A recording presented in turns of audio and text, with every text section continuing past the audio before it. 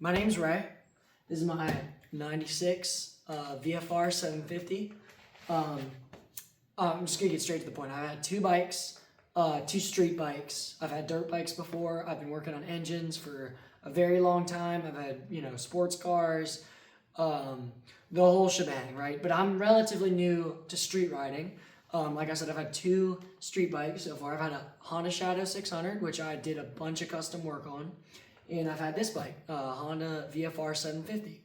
So, 5 things that I wish I knew when I started, right? Not all bikes are equal.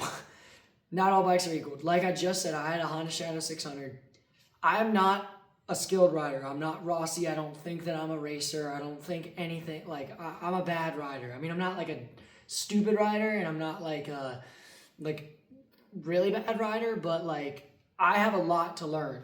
And you hit your upper limit with what you can learn on a bike so fast if it's like an inch from the ground and you can put 30 degrees of lean on it like a cruiser. I'm just saying. So I was dragging peg, and it's I knew that I wasn't that good of a rider, but I also knew that I'm not going to be able to learn how to lean any further or really power through turns and stuff and use proper body positioning if I have forward sets and a bike that's not configured for more intense riding. If you want to ride hard, get a bike with mid to rear sets. You can look at ground clearance and lean angle if you want to, but the other thing is if your rake shortens, you don't need as much ground clearance or lean angle. That's another thing I learned. So, and another example, I would be able to lock my bars in the Shadow, turn it super tight. Well, for that bike, I could lock the bars and turn it.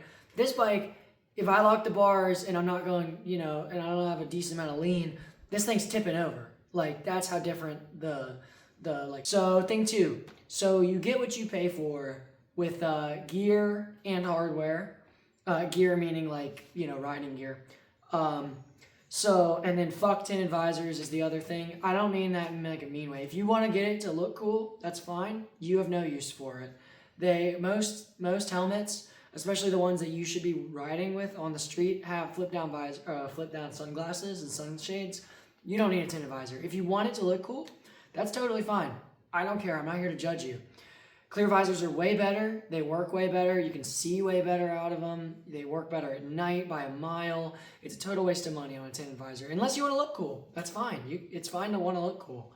But you really do get what you pay for with gear and hardware. If I could have gone back, I would have spent the $600, $700 on a quality set of gear right off the bat. Maybe, not including the helmet. Because you're going to end up paying for it's either buy once, cry once, or, whatever. You're going to have to pay twice. Because I bought, the Amazon special shit, and it's bad. It's bad. It won't protect you in a crash. People don't really care what they sell you. As long as it has pads in it, they'll call it motorcycle gear. So be aware of that. Seriously. You really do get what you pay for. True skill takes years to develop and is notably different than dirt biking. Okay, I've been dirt biking since I was a little squirt, since before I even really remember. I've been on a dirt bike. It is a talent in and of itself and is very difficult to master as well. I'm not saying that it's easy to master. What I'm saying is that the road provides obstacles and things that were not there as a dirt biker. And dirt biking will vastly improve your riding. If you are a good dirt biker, it will vastly give you a head start. Street riding, there are so many things that you don't even have to worry about as a dirt biker though. So it's changes in road terrain, or gravel patches, or oil slick, or bad drivers, or and I know I don't want to get comments that are oh, I can do 70 miles an hour down single track through the trees and avoid all this. It's different. That's hard. That's very hard, but it's very different. It's a different skill. The way you turn is different. The way you accelerate is different. The way you break into corners is different.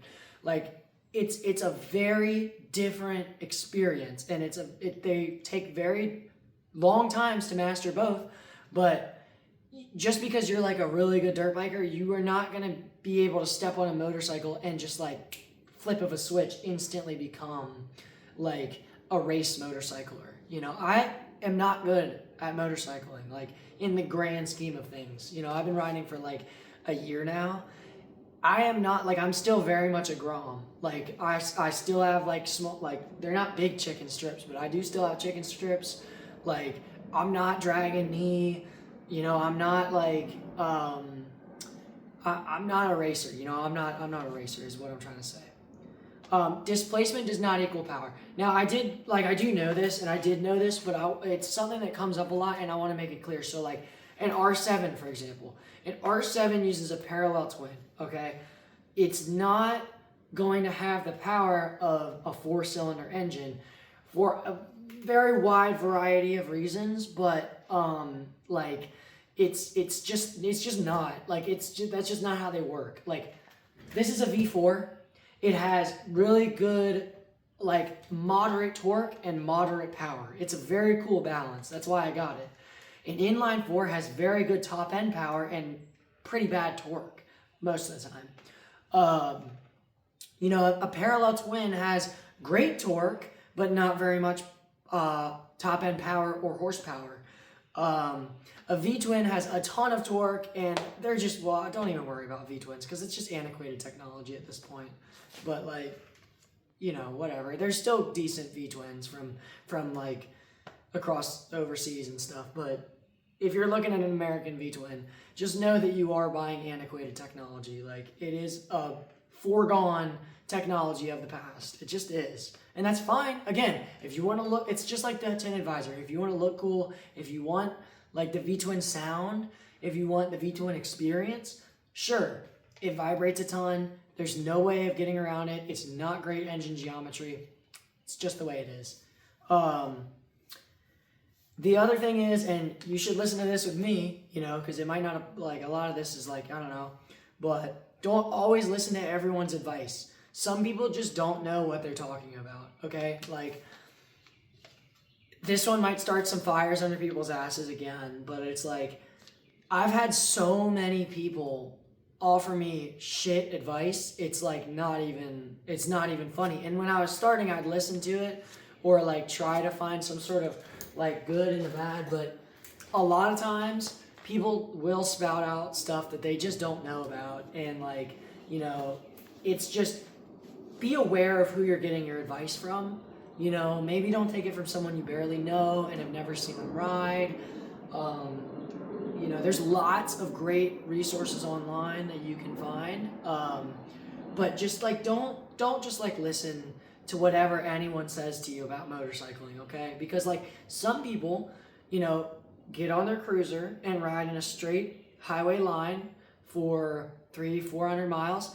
And sure, they might have great advice about like endurance or like how to pee in like a catheter or something, but it's like that, like there's like it just doesn't, like there's people to take advice from, there's people to not take advice from.